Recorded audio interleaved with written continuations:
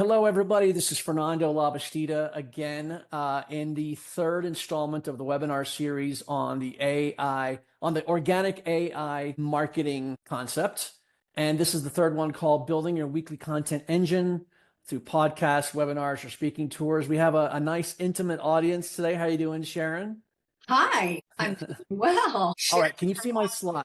Yeah. Can you see my slide?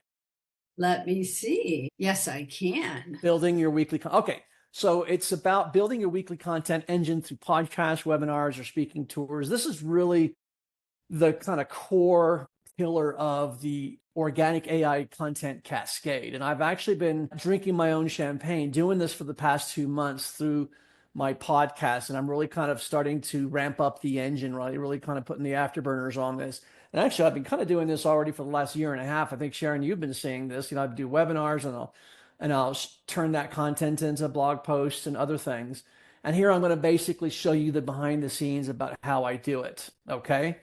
So let's just launch right into it. And first, I wanted to provide a little background for everybody. And this is something that I have seen with a lot of people who are, founders, CEOs, marketing executives, solopreneurs. And it's that they have a content production challenge. They either don't have the time to create content or they get frozen by the blank page. It was like they want to write something, but they just spend so much time thinking it over and trying to figure out the right way to say it and trying to think, okay, do I apply all the writing one-on-one stuff I learned in school, or do I just do stream of consciousness or whatever? But anyway, so a lot of people have a block when it comes to content, but content is so essential. It's the lifeblood of marketing in today's, social media dominated and AI dominated space, right? But I'll get into what content is and why you should do it. Okay. So, these are some of the common problems we have as entrepreneurs, founders, marketing executives, you name it, whatever, right? From being a CEO founder to a venture backed company or a large company, maybe a manufacturing facility or a fashion brand like Sarah Blakely, who's the founder of Spanx, and now she's the founder of Sneaks, all the way down to a influencer who's also a consultant and sells courses, etc. What we find is that basically the content space is saturated. I mean, back in 2009, content marketing was just started. And so the world was everybody's oyster. You could create content on a topic and people would flock to it because that was the first content on that particular topic. Now everybody is onto the content game. Everybody knows they have to create content, but it's saturated. There's just a bunch of Me Too content. I actually interviewed Tim Stoddard, CEO of copyblogger.com yesterday. And he was talking about how he's been very successful with his YouTube channel. But he says that what he sees out there is that even YouTube is saturated with all these lookalikes, people with the same haircut, people with the same blue lighting in the background, with the same microphone, all looking the same, sounding the same, doing the same thing. It's just a bunch of automatons or bots that are just looking like each other, and it's saturated. And he's like, you go look at that stuff and you say, well, I mean, who wants to watch that? I've seen that before in the guise of somebody else. Okay. And then how do I differentiate myself? So within this saturation, how do you differentiate yourself? Right. And so the typical thing that people say, when you take courses about content marketing or content strategy, is you differentiate yourself by focusing on a niche with your unique set of knowledge and experiences and things that you've learned. And so the intersection of that niche and your unique background and experiences and wisdom is your differentiator. But then you have to differentiate yourself even more is you find a different angle to cover the topic. Okay. So maybe you make it funny. Maybe you cover something that nobody else has covered in the space. I don't know. You differentiate yourself. But even everybody else has caught on to that. And so even that one little differentiating factor is being flooded by all these other content creators. So what's left for you, right? So how can you differentiate yourself? And then finally, how do I face the blank page? How do I get rid of that fear I have of the blank page or of the camera or of whatever, so that I don't just freeze in place and I can just kind of freely express what is that unique X factor about me or about you or about whatever, right? So these are the common problems that I've seen and that I've actually also experienced myself about creating content for your market and for your business. Okay. Now, this is a statement that I saw in a book that I read about Naval Ravikant. The book is called The Almanac of Naval Ravikant, and it's actually written or assembled by Eric Jorgensen. Eric Jorgensen is a writer, and he's the CEO right now of Scribe Media. But he actually put together all the writings of Naval Ravikant that he found all over the web, whether it's YouTube transcripts or things that he's written on X or Twitter threads, etc. And Naval says, productize yourself, or as I like to think of, thinking of biblical terms, productize thyself. Productize thyself, right? So essentially, the product is you, okay? There is only one you in this world. You are the differentiator. You are the difference. Dan Coe, Koe, he's a fan of Naval Ravikant like I do. And he talks about productizing yourself. You are the product, right? And I mean this not just for solopreneurs. I mean this also as a CEO of a large company, whether it's a medium-sized company or a corporation. And I think I've said this before, but I think one of the most brilliant examples of this is Steve Jobs. Steve Jobs, even though he would partner with Steve Wozniak, who was the technical brain behind Apple, and Steve Jobs was sort of really more the salesy CEO, but it was his personal imprint on Apple that made all the difference. And his shows in which he introduced products like the iPod and then the iPhone, etc., were legendary. His own personal style has never been replicated by anybody else, right? And you see this all over the place, CEOs who are constantly sharing their information through videos or through their own writings. They are their own product and they have a very distinct imprint on the company, right? And I think one of the big things now that help to differentiate even a company that sells products through a manufacturing process is whether the market identifies with the mission of the company, with the personality of the executives, the CEO, the other people who are out there, if they feel comfortable with that company or not, right? And so a personal example for myself, and I don't think I've ever seen the CEO of this company, but I know the personal imprint of the CEO is on this company. It's a grocery store out of Central Texas called H-E-B, right? And I just like shopping there. And there's something about it that I just like. It's, is it the good prices? Is it how organized they are? Is it the friendly staff? It's everything. It's sort of like that unique imprint of essentially emanates from the top down through Howard E. Butt, who may not even be alive anymore. I think they founded H-E-B 100 years ago, but it comes through even to this day. Okay. So productize yourself. Think about that as a differentiator. And this goes very much with what I'm saying right now, which is sort of like this way of creating content. Okay. So what's the solution, right? The solution that I found, it's actually kind of like the most natural and the easiest thing that you as a solopreneur, as a content creator, as a CEO of a company, as an influencer can do. And that's speaking, right? Now, granted, some of these, like a podcast or a webinar or even speaking engagements or even direct to camera, again, there's that sort of frozen factor where you look at the camera, you look at the camera you're about to speak to, and you get frozen by the camera, or you get frozen by the microphone if you have a podcast, right? But there's ways to get over that. And there's ways to, look at it as if you're just talking to a dear friend, right? But speaking, I mean, one of the most candid ways of sharing content is when you're speaking to a friend, right? When you're with a friend, maybe you're having a glass of wine at night and it's just you all on your sofa, or you're maybe sitting in the back room of a wine bar or something, and you're just speaking about what's going on in your life, or you're talking about an idea that you have and you're just on fire, and your friend is looking at you and like really getting it, that's the power of speaking, right?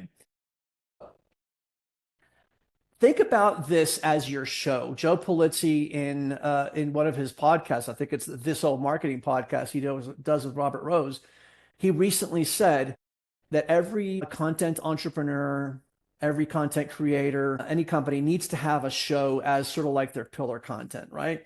So I took that literally and I started a podcast. A podcast is my show. I publish content on a weekly basis. It's called the AI Marketing Case Studies Podcast, in which I interview, regular marketers. I'm not trying to interview the biggest thought leaders out there, the ones with the biggest audience, or the ones who are the most famous and get all the accolades. I really want to interview, regular everyday marketers who are doing really cool, interesting stuff to kind of triplicate their output, to make life easier for them, to do more with less, etc.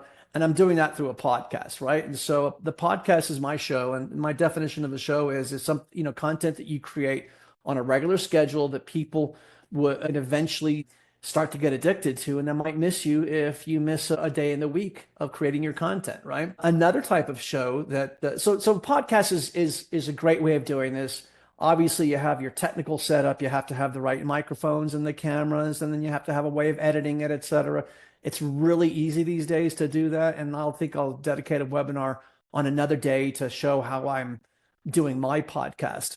But then another way of doing this is having a webinar series, right? And many companies have been successful over the last 20 years, actually, doing webinar series where they actually invite people to come and be a guest presenter. So with a podcast, you can invite people to come be as guests, and you're the interviewer. You could do the Joe Rogan thing or whatever and interview somebody, or you invite a guest to a webinar and they will give a presentation, right? And so that's one of the things I did with the last company I was working for, EPAC Flexible Packaging. We manufactured flexible packaging for CPG stuff like food products and cosmetics, etc. And we had people, either internal executives within the company, give webinars, or guest speakers from outside of the company. That's another great way of creating your audio and video content. Another way is, suppose your CEO or somebody in your company has an active speaking engagement. Well, think about Gary Vaynerchuk. Now, Gary Vaynerchuk is very successful. He has a huge budget, and he can afford to have somebody following around with a camera, kind of running and gunning and taking pictures, taking videos of him doing whatever, riding in the back of his Escalade, going backstage at a conference. It's kind of almost exaggerated how much of his life is being documented by this sort of tag along videographer. But just think about if you were to do that by yourself, just with a camera. If you speak at a local chamber of commerce meeting, or if you speak at meetups, if you decide to go and speak at your local library, you can always set up your own camera, your own tripod with your iPhone, or you can get those little Osmo 3 cameras that are like those little selfie cameras that you can see people walking around with, those little vertical ones that have the sort of stabilizer already built into it. That's something too that people do. And I've seen actually I've seen that in this meetup that the marketing automation and AI meetup that Sharon and I started, and now Sharon runs it 100%. We've had speakers come in and set up their own little camera. Okay. And then of course there's direct to camera, stream of consciousness, or even just direct to memo, right? So I have this little voice app on my phone. Where's the voice app? It's right here. Here's the voice app on my phone. And you probably can't see it, but it's just a little voice recorder. And sometimes when I've got an idea and I'm driving or I'm walking, I'll just speak into it, and I've come up with some really good things. I mean, the best ideas that you have usually come when you're not sitting down at your desk and saying, okay, ideas come from down from on high in heaven to me right there. No, it doesn't come when you want it to. It comes when you're taking a shower, when you're on a run, when you're walking the dog, when you're doing the groceries, and that's when you have to pull out that thing and make it a regular thing. So how do you choose between these four things or these five things? How do you choose what you're going to use as your source of content, especially if you don't have time to sit down and write, or you just want to have content come out of people's mouths in a more candid fashion? So a podcast is really great if you just like having conversations with people, the interview style podcast. So if you like talking to people, if you like interviewing people, and you don't even have to think of it as an interview, right? Where, I'm going to have a list of 10 questions and I'm going to ask this person these 10 questions, and you get all, sort of anxiety ridden about the questions. No, you're just having a conversation. I think the best podcasts out there are the ones that come across as people just having a conversation with each other. I like one of my favorite podcasts is the Rich Roll podcast, in which he has very easy conversations with some of the high performance athletes that he has on his podcast. It's just a conversation. And if you like having conversations, that's something that I would recommend for you. A webinar is great if you don't even want to have to say anything, but you have maybe you have a network of customers, suppliers, other people within your network, or you maybe even want to get to know people, and that's one of the great things about a podcast or a webinar. They're great tools. This is a side note, but these are great formats or great platforms for you to go out and meet new people, right? So you call somebody that you want to sell to or you want to get to know. But instead of this awkward thing, hey, I want to connect with you. I saw you in I saw you're in my network and we know the same people. Let's connect. Don't do that. Say, hey, I've seen you and I'd love to interview you on my podcast, or I love what you say on your LinkedIn or whatever. I'd like to have you on as a guest speaker on my webinar, right? So those are two formats, podcast and webinar, that would be good for the start of this content cascade, the Organic AI Content Cascade. Speaking engagements, there's, in this AI dominated world and digital marketing dominated world in which everybody should be writing content and everybody should be optimizing with AI, there's just nothing like good old fashioned getting in front of a crowd and speaking. Whether it's doing something like this, like I'm doing a webinar by myself, a webinar is a speaking engagement, or whether it's going to a meetup and, going up to different meetups with the audiences that coincide with your target audience, or going to industry associations or chambers of commerce. There's nothing like getting in front of people in good old fashioned physical locations and speaking to somebody. So if you have that gumption to get up there and give a talk, I would recommend doing a speaking engagement. This is a very legitimate way of creating your content cascade. And then just direct to camera, stream of consciousness, or just talking to yourself. I talked about this before. Sharon, I think you've started doing some of this, where you talk to the camera. And I think that if you're trying to get through that initial awkwardness or fear of the camera, I would say just keep on doing it until you start getting comfortable with it. And that way you just kind of express your unique point of view about something. And that's really the key thing about all these things, especially if you're doing a podcast and a webinar. You want to invite guests who kind of align with your philosophy. In my case, my philosophy or my point of view is the organic AI marketing framework, or organic AI marketing, which I'll explain in a minute what that is. But I'm now inviting people who are doing organic AI marketing, right? If you notice, I have not invited a single person on my podcast who does ads, right? It's all organic content enhanced by AI and then spreading out there on the interwebs organically as opposed to through paid media, right? And those are the people that I have coming to my podcasts, and those are the things that I talk about on my webinar. But it's an opportunity for you to express your unique point of view and for you to share your personality like I'm doing right now. And that's where we can get to capture that sort of lightning in a bottle that's you, that kind of that uniqueness, which is you, so that people who, there's probably hundreds of thousands of people out there who need what you have, who need or who are in they lack something, and you have that thing that can fill that hole, such as a unique solution to their problem, or maybe you have a personality that they can relate to, right? And so I think about my own sister.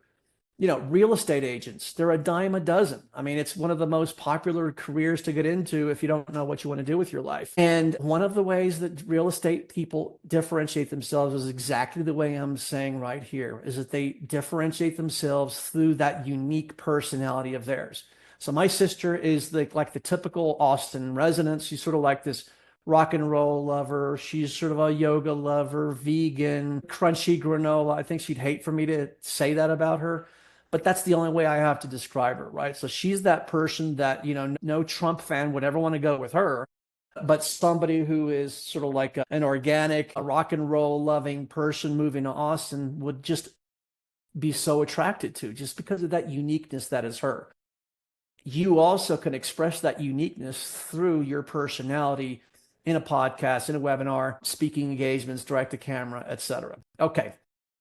So I'm showing you the picture of Tim Stoddard. He is the CEO of Copy Blogger. And he told me something in the podcast interview I did with him yesterday that has just sort of blew my mind.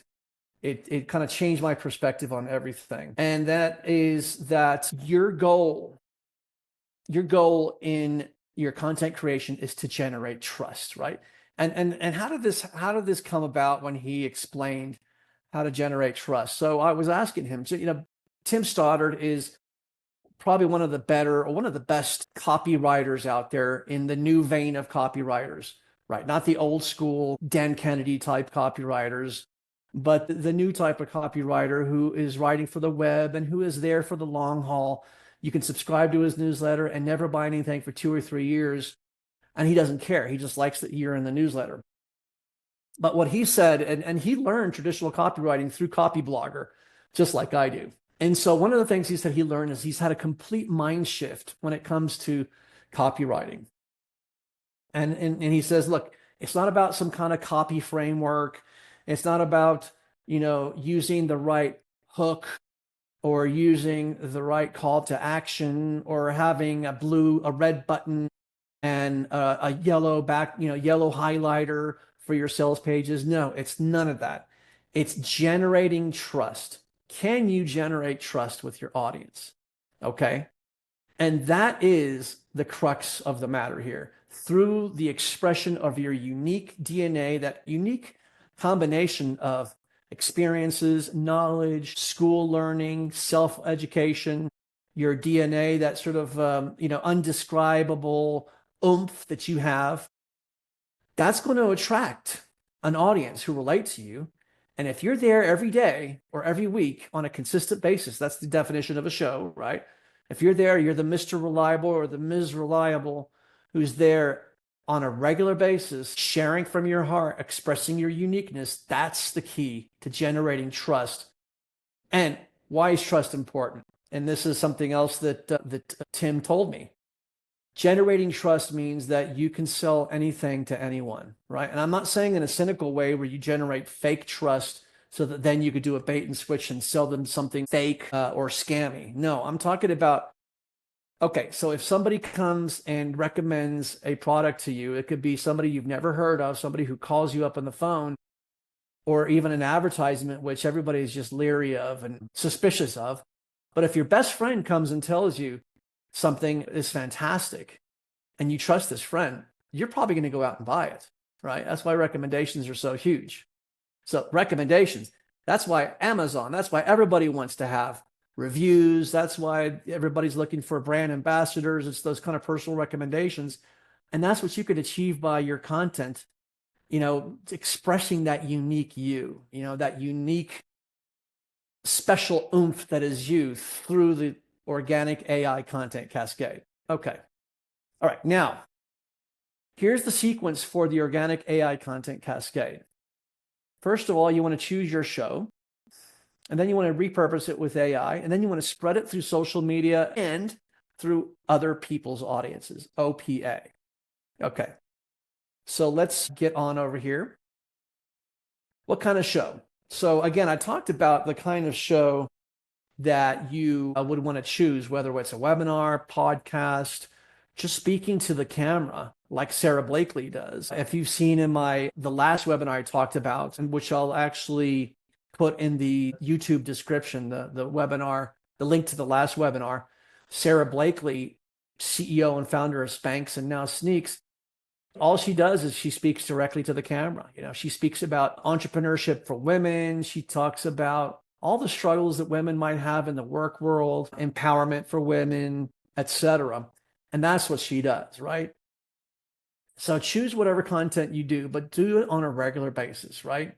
And so one of the key tenets of content, of creating a content brand, in his book Content Inc., Inc. as in incorporated, so Content Inc., Joe Pulizzi, who is now the CEO of Tilt Publishing, and you can actually find him at joepulizzi.com and subscribe to his newsletter and watches several podcasts, such as This Old Marketing podcast with Robert Rose, or the Content Inc. podcast, which you can get on Spotify and other podcast platforms. But he talks about when you're just getting started becoming a content entrepreneur is choose one format and one channel and just double down on that, right? So really the crux of the Organic AI Content Cascade, even though I talk about sharing content in different formats and all over the place, the core of it is one content type on one content channel, right?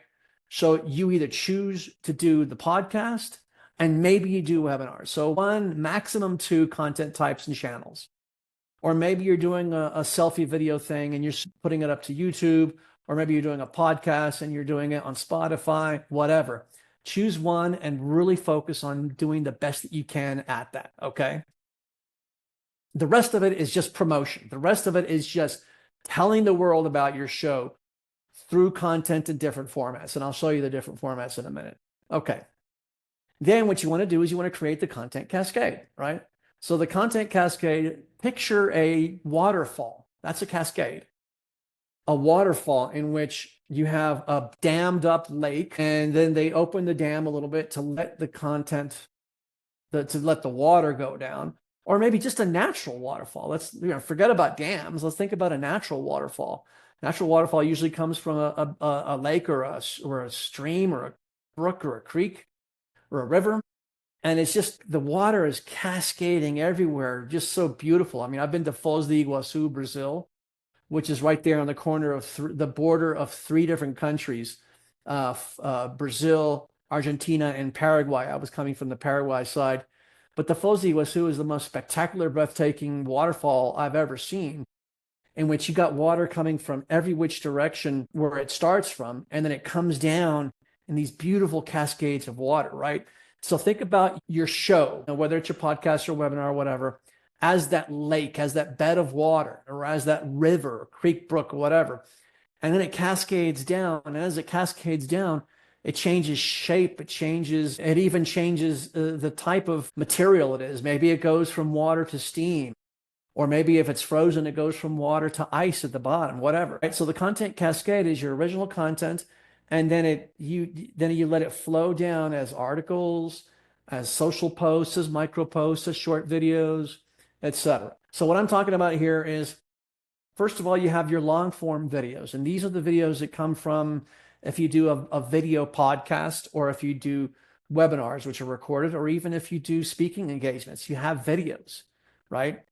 And I really do recommend doing videos, because when a part of the appeal of doing this type of content where you're expressing that uniqueness that is you, is the video, is seeing your facial expressions, especially if you're able to loosen up and not be so stiff and so rehearsed, is the video, and that's one of the appeals of so many of the biggest podcasts out there, the Rich Roll podcast, the Joe Rogan podcast, the Bill Maher podcast, all kinds of podcasts, is that they're also video shows, right? And so those long form videos, including those massive 3-hour long videos, are all there for everybody to watch. But then you have short form videos, and these are the YouTube shorts. These are the Instagram reels. These are the TikToks. These are even the short reels on Facebook, or the short reels, or I don't know what they call it on LinkedIn, but on LinkedIn you have short form videos. These are the vertically aligned ones. And they go from 30 to 120 seconds, and they're great little snippets of videos that sort of captures those sort of golden nugget moments within a long, far-ranging conversation. Those are the ones that capture those sound bites, those quotable sound bites for this short attention span generation, that are good for getting people's attention. Maybe they're good for going viral. Maybe they're good for getting attention, but I see them as a way of advertising your long form content. In fact, I remember recently there's a woman who is, I think she's from Harvard or Columbia or whatever. She's an expert on international relations and foreign policy. And some of her short form videos, she talked about comparing, a dictator from 80 years ago to a current world leader, and some of the things that this dictator did. And I was like, oh, what's she saying there? And so then I saw a few of these short videos, and then I said, okay, I've got to watch her whole thing. So I went, and it was a 1 hour long video in which she was giving a conference and answering questions from an earnest interviewer. And I subscribed to her YouTube channel as a result of this, right? And then what can you do out of from all this content? You can also create very well engineered prompts on ChatGPT, Gemini, Claude.ai, which is my generative AI platform of choice, or my LLM of choice, and you can create blog articles out of them, and so think about a 1 hour long video. It's a webinar, or it's a 1 hour long podcast. Those go from topic to topic, especially a podcast, right? If you're interviewing somebody, maybe you'll hit 3 or 4 important topics within the podcast. Well, that's material. That's source material for 3 or 4 blog articles. 1,000 word, 1,500 word blog articles, because an hour's worth of video or audio content is at least 10,000 words. So when you get the transcript from those long form videos, you can easily get about 3 or 4 blog articles that are full of very useful information and not a bunch of fluff. And then you can also get social shares out of that. So maybe your blog articles are sort of like the 4 legs of a table. The table top, maybe it's a nice thick oak wood tabletop, and that's the long form content. That's the original source material from your webinar, podcast, etc. And then out of that, you have maybe the 4 legs of the table. Those are the 4 blog articles that sort of hone in on the subtopics from that show. And then you have the social shares. Maybe for each one of the blog articles, you can do 3 or 4 or 5 social shares for each one. So now you have 20 pieces of content if you're doing 5 shares per blog article. And then you have the micro social, which again, you can start to multiply that even more. You could do carousels, and that's what I'm doing for a client of mine, where we're creating all these blog articles and social shares for LinkedIn and Facebook. We're doing the micro social for X and Threads and Blue Sky. And then we're also doing carousels. What I use is Claude. I can also use ChatGPT. It's not going to actually create the images for the carousels, but it will do the little pieces of content, the bullet points that'll go on the 5 slides that I've asked it to do for the carousels. Okay. So that's really the content cascade. And what I want to do is I want to show you how I do the content cascade. First of all, I'm going to show you what I did for a client of mine. Okay. And this is a client of mine. Okay. I got to log in here. Okay. So let me go to the channel Hola, ¿qué tal? that I Soy created. Fernando. There I am. This is the channel that I created for a client of mine. And what we did was we actually had a different source of core material. So we didn't actually go out and do a webinar series or a podcast or a speaking series for my client. What we did is we actually organized a summit. There was a 3-day summit with 16 guest speakers. It was all virtual. We did it through StreamYard. And it was a roaring success. And so we had this, it was all in Spanish, but you could do this in any language. You could do this in Spanish, English, Mandarin, Ukrainian, whatever. Okay, so what we did was I organized a summit for them. It was September 4th through 5th. Okay. We lost power. That is interesting. Okay, power is back. Okay, power is back. Okay, so we had this summit. Here's all the speakers that came and spoke at the summit. And if you're in the tech space and marketing space in Mexico, these faces will be familiar to you. These are high profile thought leaders in Mexico that talk about AI. This is a Mexican senator, and she runs a committee that's exploring different uses of AI for education and for helping people to make money who typically are low in employment, such as stay-at-home moms from poor families, et cetera. So this is a very successful conference. My client was the one that knew most of these people. I invited a few people.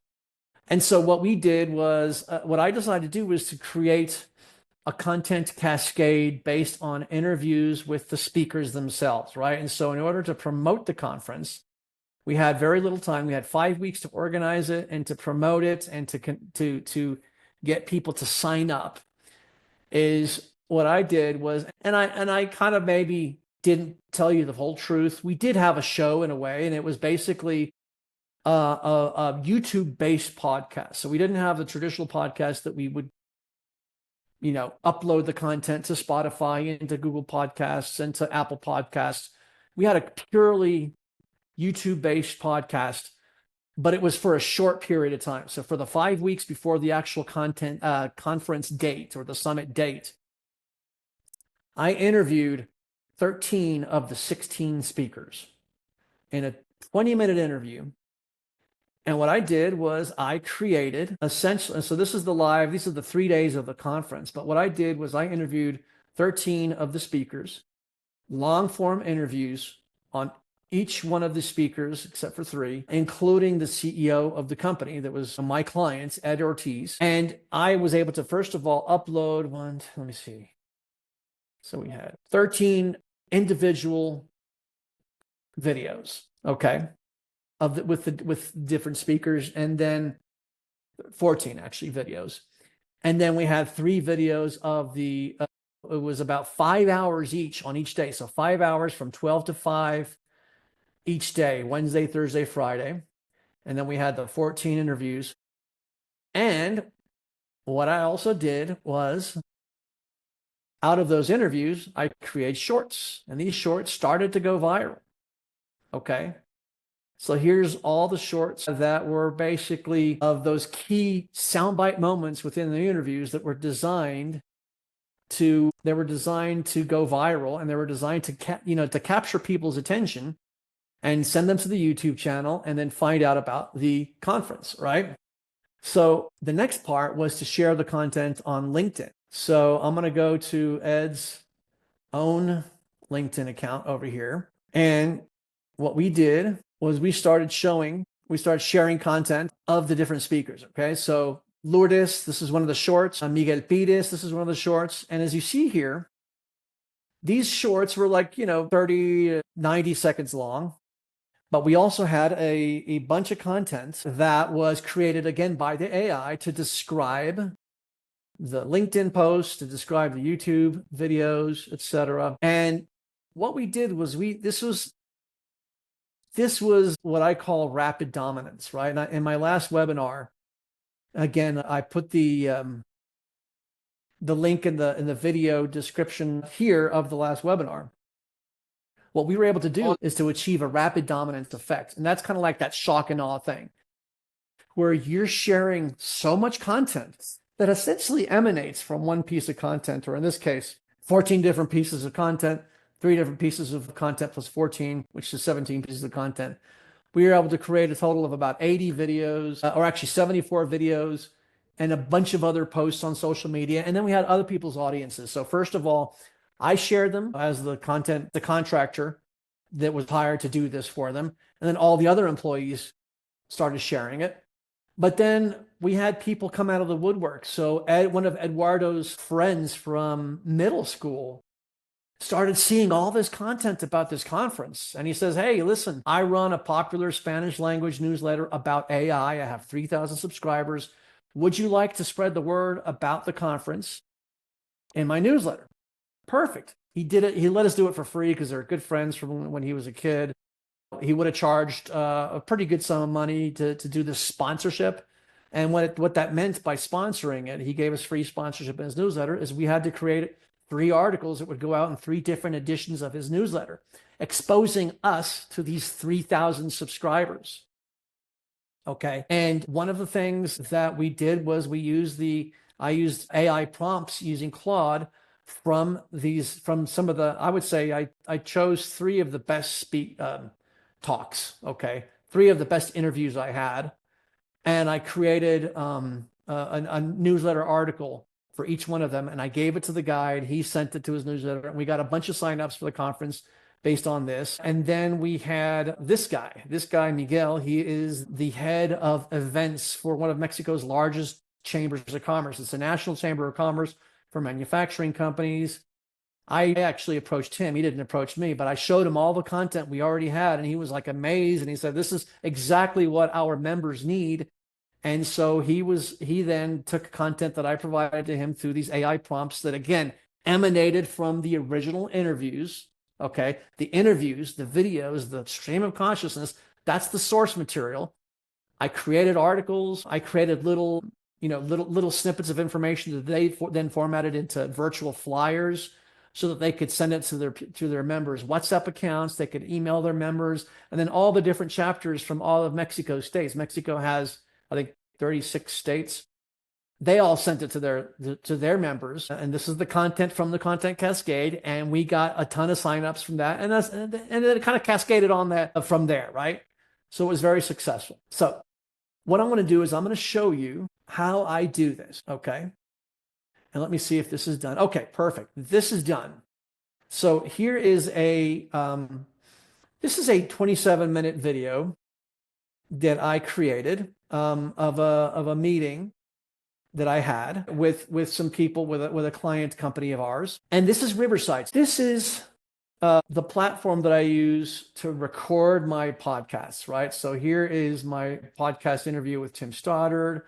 Here's my podcast interview with Kevin McGrew, with Catherine Aragon, Lulu Baeza, Gustavo Munoz Castro, Julian. So these are and the beautiful thing about Riverside is it's sort of like a TV studio in a box is the only way to describe it. They kind of also use a similar way to describe themselves because they use AI algorithms to make your audio and video look totally professional, okay? And so the audio, if your voice sounds tinny or if there's background noise, they have an algorithm that removes the background noise. They have an algorithm that boosts the sound quality of your audio. Ed Ortiz, my client from Mexico, was the one that actually turned me on to Riverside. So thanks to Ed for that. So, this is a great way of actually originating the content. So you can record from here. And the beautiful thing is that it records each guest on a different track. So unlike Zoom, which I'm using right now, it will record. So for example, in the case of Tim Stoddard, Tim has his own track. I had my own track. And that way it's higher quality, right?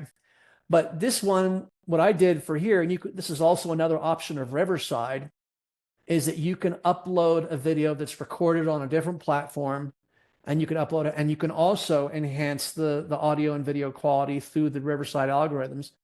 And you can do these other things, right? So one of the things that it does initially is you can edit the full episode. So this is the episode in its raw form. And then you could do the full episode through basically just doing generate. And what it does is it evens out the audio. So maybe maybe you have 2 guests, maybe you have 3 guests. And the audios are at different levels. So it'll even out the audio. It'll remove background noise. It'll take out those annoying ums or ahs or pauses. It'll add subtitles if you want it, and if you don't want it, you could just remove it. So I'm going to go ahead and do that, generate the episode. So it's going to come up with a clean up version of the episode. And there you go. Boom. Okay. And then it could do magic clips. So magic clips, it could do it automatically where it will basically choose by itself those key moments. But sometimes maybe you have a particular moment in mind that you want to go in and do, and then you could just do that yourself. But I'll show you how easy it is to do that. So here's some of the settings. You could do it under 30 seconds, 30 to 60, 30 to 60, or 1 minute to 1.5 minutes. I'm just going to do generate clips. And there you go. I mean, it is as easy as just clicking a button. What I'm going to do though is as soon as that is done, I'm not going to do this because this is kind of a private conversation, right? I'm not going to say who it is or what it is, but it's a private conversation. But what I'm going to do is I'm going to just tell you that you can go in and choose it, and it's just so easy, right? So let me show you another project. All right. So here is the talk I had with Kevin McGrew. Okay. So I've already have all these little different clips, right? And so here's a magic clip in which Kevin talks about Dollar Shave Club and how Dollar Shave Club came in and did battle like David versus Goliath against huge companies like Gillette and Schick. And actually, eventually, Gillette bought out Dollar Shave Club. Okay. So as soon as this video comes online, men hated going to the store and buying blades. Men, they were constantly putting all these three things with, the gel on it. And I just want to shave, and I want it to be cost effective. I don't want to pay $100 for blades. Well, this guy came along and started the Dollar Shave Club. Yes. Basically. And it got delivered to your house, and it was affordable, and it was the antithesis of, you guys eat your stuff over at Gillette and Schick. I don't want your stuff. I'm buying from the underdog. And they became $1 billion company targeting people who are frustrated with companies like Gillette. So this is the magic clip that Riverside created for me automatically. But you can go in, and I'm not going to go into the main long video. I'm just going to stay here, but it's the same thing. And I'm going to show you what you can do with this, right? So let's just see. So if you go over here, if you click on the left over here, you're just editing on the text within Riverside, right? So you don't even have to have any video editing skills. You can just edit on the text. And okay, so I just clicked over here, and I'm starting over here, and it says adapted. Adapted. They started going into shaving creams and, creams for your face and other things. And now they sold for $1 billion to Unilever several years ago. So what I'm going to do is I'm going to say, okay, I don't want that part in the video, and I'm going to delete it. And it automatically deletes it even on the video. So what I deleted over here is also deleted over here. So let's just start over here and see what happens in the video part. With companies like Gillette. Yeah. And they knew who they were targeting. Okay, that's it. But what I'm going to do is I'm going to leave this back in. I'm going to restore it. Actually, okay, so I'm going to go back here and say, I'm going to say, keep only this, right? So if you want, so instead of going and deleting all 40 minutes before, so you choose a particular point in time in the video. So say it's a 1 hour long video. And you say, okay, that little sound bite, those 30-second sound bite I want is 40 minutes into the video.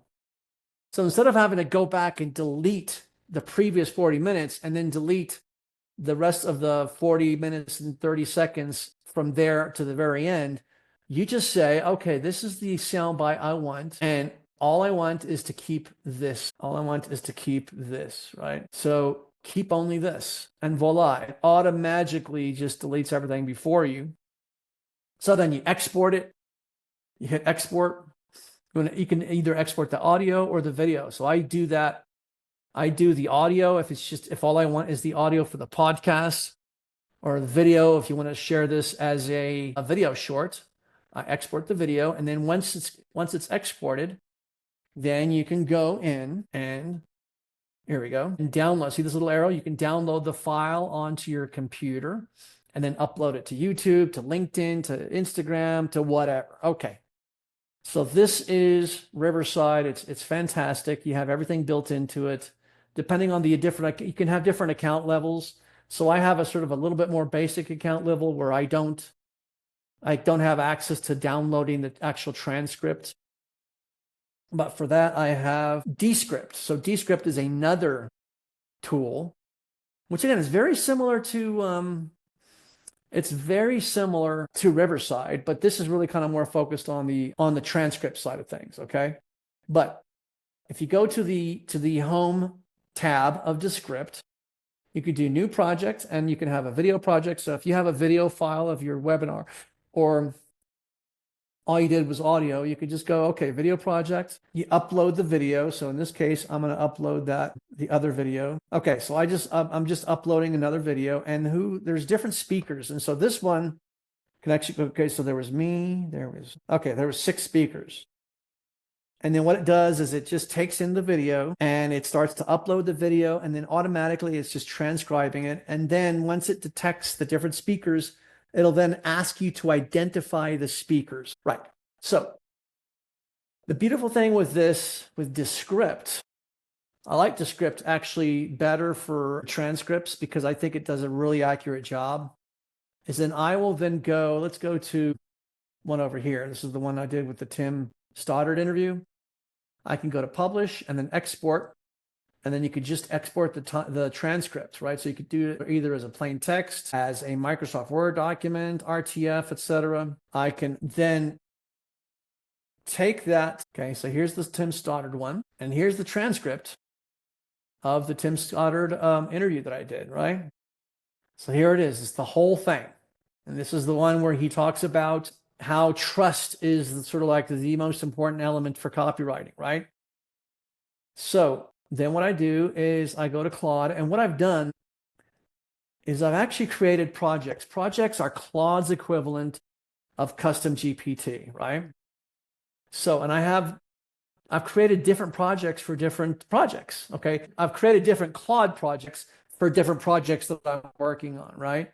So this is the one that I did for AI marketing case study. Okay. So what I did was let me see. I think I'm just going to add the transcript over here. So here's the transcript. And because I've already given instructions to it, because a project is a prompt that you can use over and over and over again. It's a detailed prompt with all kinds of instructions inside it. And I'll show you the guts of the project. But it understands that there's a content cascade. So what I'm going to do is I'm going to say, and I've already done it before, but I'll do it right now for you again. Create the content cascade for the Tim Stoddard interview. See attached transcript of my podcast interview with Tim Stoddard. Tim is the CEO of Copy Blogger and the CEO and founder of Stodzy.com. Okay, so then I will click go. Oops, I've reached my message limits, but you can see over here, because I've been using it a lot lately, you can see over here that I did the same thing. Okay, so start the AI marketing case studies content cascade on my interview with Tim Stoddard, CEO, Copy Blogger, and timstods.com. See attached text file for the full transcript of the interview. I helped create the content cascade for your podcast interview with Tim Stoddard. Let me start with the episode description. So this is the information that I added to the podcast platform. Okay. So, and sometimes you have to go in and you have to edit this, right? So that, AI is never going to come up with a version that is ready to go and publish right off the bat. You have to go in and you have to edit it. Okay.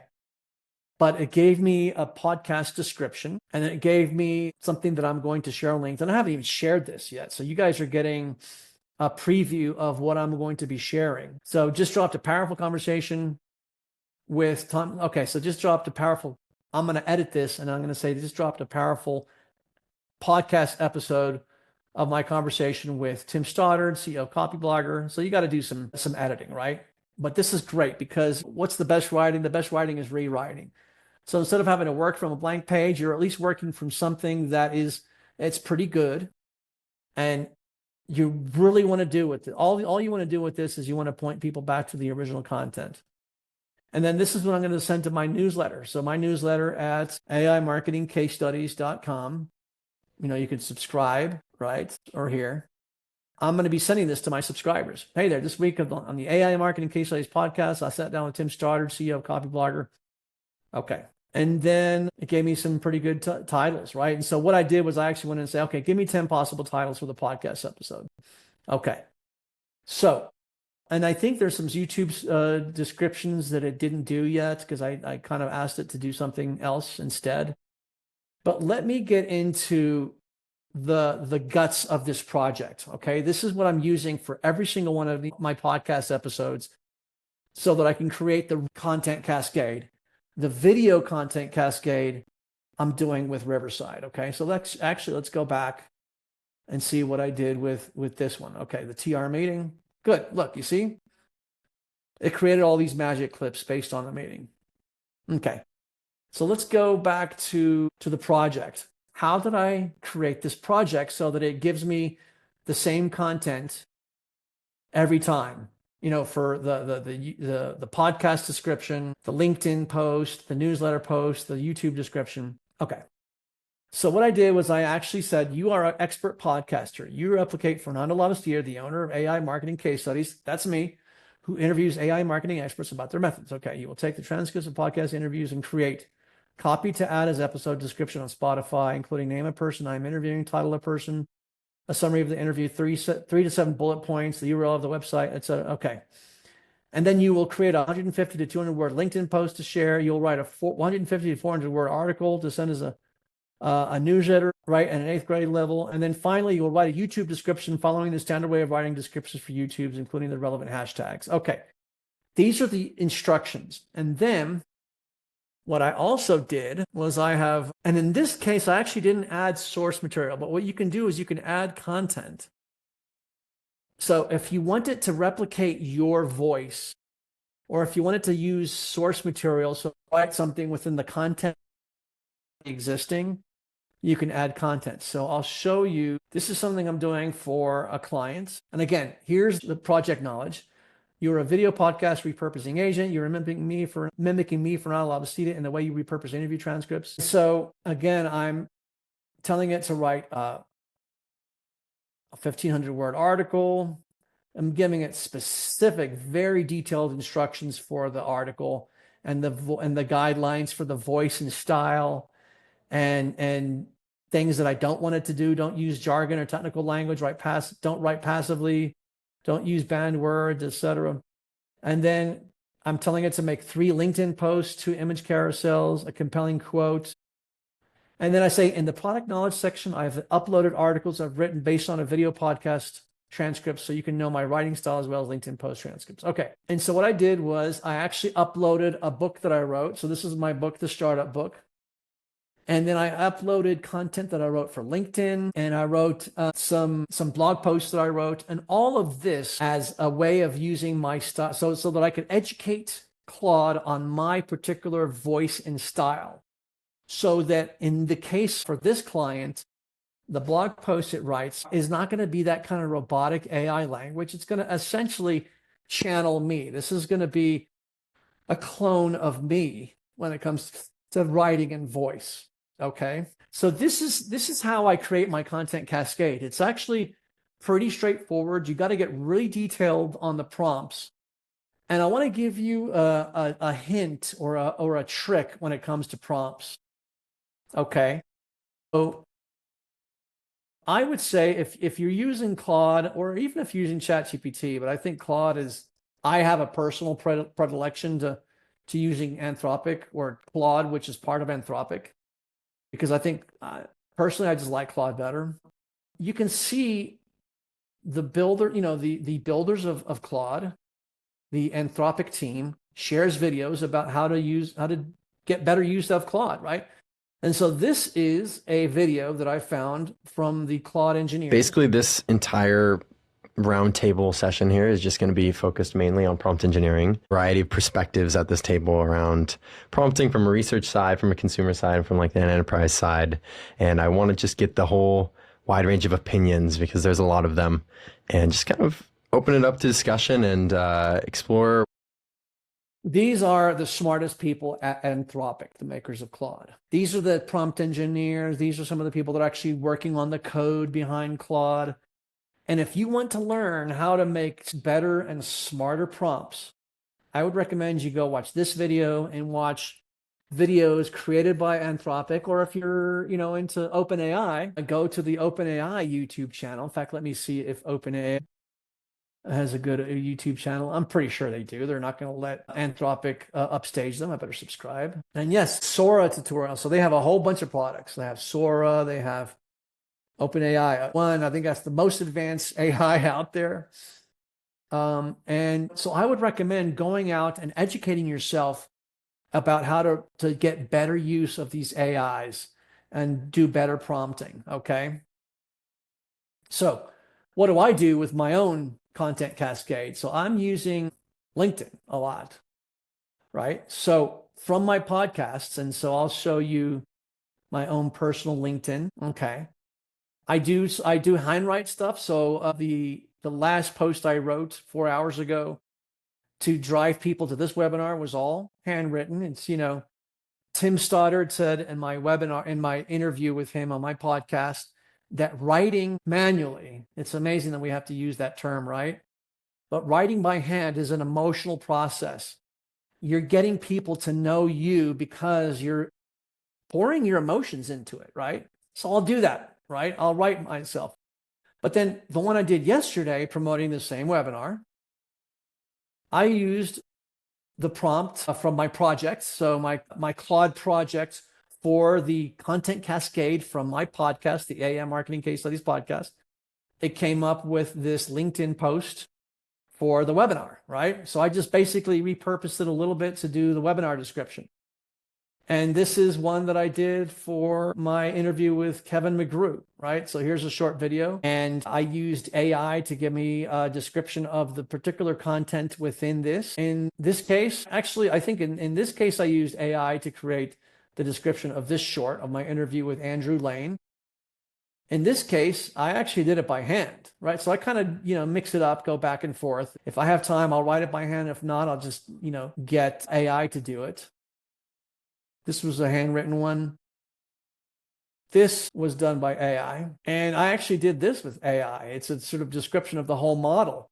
But what I did with this one is that I actually all I did was I asked it to reword it into a nice, succinct 3 paragraphs. And then this is not 3 paragraphs. I broke it down into a much smaller paragraphs because it's easier to read on LinkedIn.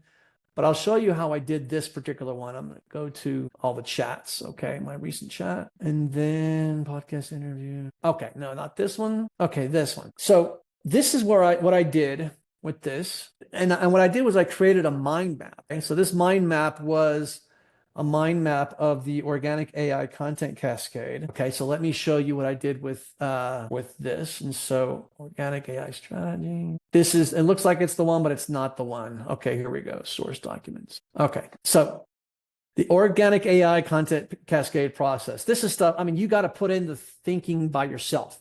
You can't outsource the thinking to AI. Although Andrew Lane, the first interviewee on my podcast, said you can even actually outsource the thinking to AI. But in my case, in a case of something is important as your unique point of view, right? And this is the hard work you got to do before you even come up with the idea for your content cascade. You got to think about your unique point of view. What is that? What is that differentiating process or framework or way of doing things or your unique DNA that you want to express and be consistent about it? And whenever you create content, I basically talked about it over here. So your unique category, your unique point of view, your book, your show, your speaking, your content cascade. Okay, so I uploaded this to Claude, and Claude reads PDF documents. And the other thing I did was I gave it a detailed description of the Organic AI Content Cascade. So Claude, give me a 2 to 3 paragraph description of the Organic AI Content Cascade based on the attached mind map, and keeping in mind that the Organic AI Content Cascade is all about helping the founder of a company determine his or her unique point of view in order to design a unique category he or she can own. And so the goal with designing a category, so I talk about how a founder needs to create their unique point of view or designing a category. And then the next step is to use the founder's unique voice as the core pillar content for content-focused marketing strategy through a show in which the founder will either speak directly to the camera or on a podcast on topics that are in line with their unique category POV, or through an interview format, such as podcast, webinar, show, in an audio-visual-based core content pillar. Okay. And then I talk about the content cascade itself, the long-form videos, the audio, the short videos, the blog articles, newsletter, etc. So I basically told Claude exactly what this is. And the only thing I asked it to do was to give it to me in a nice summary in 3 paragraphs that I then broke up into smaller paragraphs and bullet points and posted onto LinkedIn with a diagram that I created in PowerPoint. I'm not a graphic designer, so I need PowerPoint to do this. Or actually, I used Google Slides. And that was what I did. So that is the Organic AI Content Cascade. And then there's other people's audiences. And this is what I showed you earlier, where you want to get the word out about your unique point of view, about your core content on your show, your podcast, your webinars, getting people to your speaking engagements by exposing your content and by default, your company to more audiences than what you have, because each one of us has a limited audience. Okay. But there's thousands of other people that have their own audiences. There are people with podcasts small podcasts, medium-sized podcasts, large podcasts. There are people with social media followings.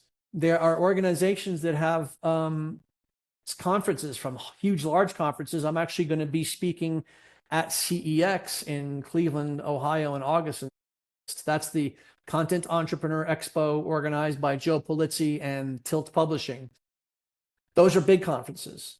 You think about Dreamforce, wouldn't it be a dream to get invited to speak at Dreamforce or Inbound or whatever conference, the CES show in Las Vegas? Or you could speak at a local chamber of commerce or a meetup or some small, like, for example, I've spoken and taught at a small local class in Austin called EGBI, the Economic Growth Business Incubator, which is designed to teach business and marketing and how to start your own business to underprivileged or people from underprivileged neighborhoods in Austin. So there's all other things.